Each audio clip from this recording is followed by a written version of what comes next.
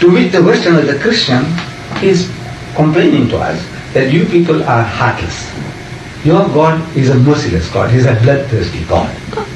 This is the charge that the Americans and the Britishers and the French and the Germans are making against the Saudis. Mm-hmm. I have visited this country dozens of times, but I have not seen a single guy with his hands chopped off.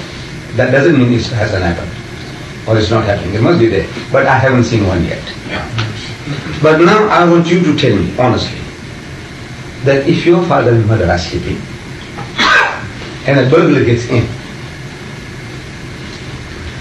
and your dad wakes up and grapples with the burglar, but the burglar is too powerful. He floors him, sits on his chest and is strangling him to death. Your old mother comes to the rescue and rescues your father.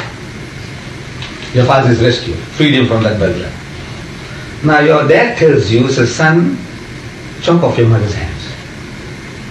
Chop off her hands. For what? Saving his life. Chop off her hands. So you say, Daddy, are you joking? I would die. No, are you joking? Look, she saved your life. And now you say, chop off her hands. Are you joking? He said, no, my son, I'm serious.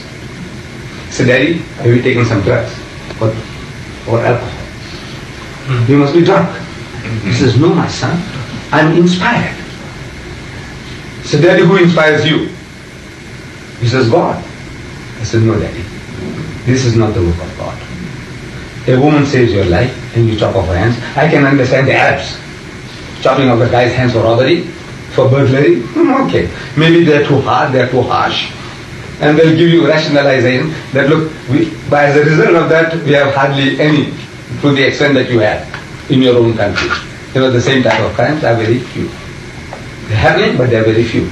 Because of this law, the fear. I can understand the Arabs, but Daddy, you are a good Christian. You Seventh-day Adventist, and you Jehovah's Witness. No. This is the inspiration of the devil. Am I right? If your father tells that your mother's hands must be chopped off for saving his life, it is the devil that's inspiring him and not God. Do you agree?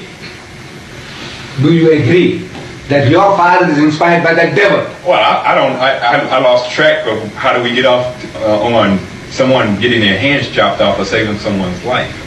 Right. So if your dad says he's inspired by God, he heard the voice of God telling him, chop off the woman's hands.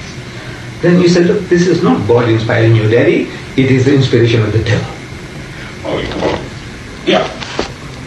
Because we don't command. If your father, that perspective, the way you put it, right? Yeah, that's crazy. According to that perspective, is it crazy or is it sanity?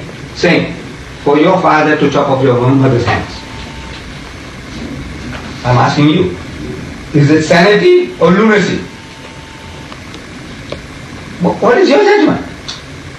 What I gave you the example. Your mother saved your father's life. And now he says, chop off her hands. And he's inspired by God. It's the devil that's inspiring him. You agree? If your father says God told him to chop off your mother's hand for saving his life, he said, Daddy, this is the work of the devil. No God. No sane person can ever give such an advice. Am I right? In the way you frame the question, yes. Right. In the way I frame the question, right. That is the devil who's inspiring that. Now open. Deuteronomy chapter 25. Open. Deuteronomy chapter 25 verse 11. Open your book.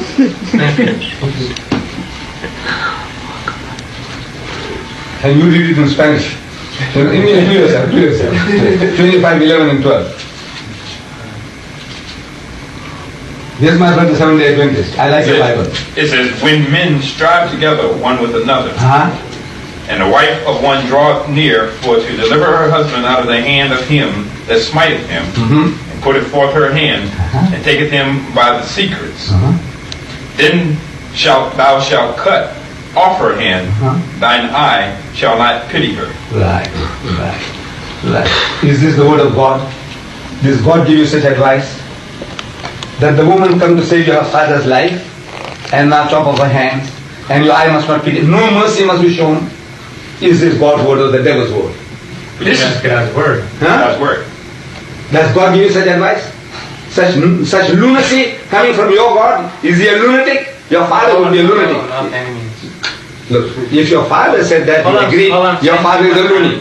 If God gives the same advice, your God is a loony. No. This God of your Bible, if he gave that advice, then this is the devilish advice. It's the devil talking and not God.